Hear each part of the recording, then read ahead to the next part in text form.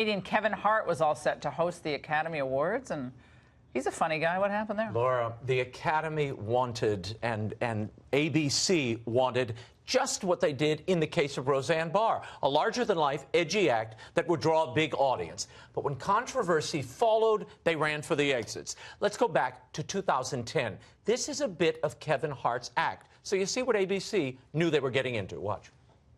One of my biggest fears is my son growing up and being gay. If I can prevent my son from being gay, I will. Every kid has a gay moment, okay? Every kid. But when it happens, you gotta nip it in the bud. You gotta stop it right there.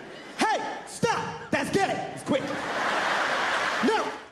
Now, Hart also wrote similar tweets, and over the years, ABC and the Academy had to know this. Now, they fired a director, remember, a few years back for making an anti-gay slur on Twitter, and you will remember why they probably hired Hart. He's a beloved African-American performer in this age of Oscars so white, and because of what he said at the MTV Video Music Awards, Laura, earlier this year, you'll remember he sided with the NFL kneelers and he told the president, quote, Trump, suck it.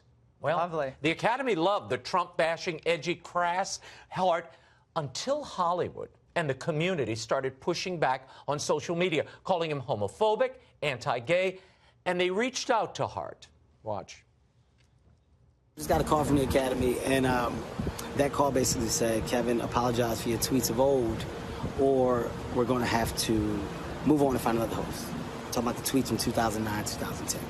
I chose to pass. I passed on the apology. The reason why I passed is because I've addressed this several times. He decided not to apologize. He said, I'm not going to apologize. He eventually collapsed, and he did apologize.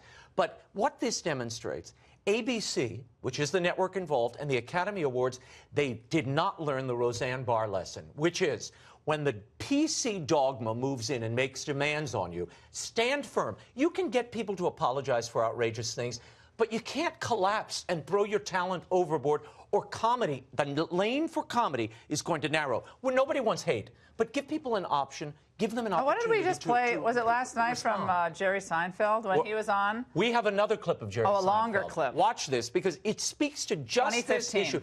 Comedy is by its nature dangerous and edgy. But doesn't it, and in that clip with Kevin Hart, just before we go on, he sounds like he's like a self-caricature. It's comedy. He's not really believe what he's saying. He's just trying to make a fun moment. And I understand how people would say, "Oh, that's not," and I get it. But the idea that he actually that's the way he really feels. That he hates gay people. Of course, it's not the way he feels. Watch this, Seinfeld. I do this joke about the way people need to justify their cell phone. I need to have it with me because people are so important. Right.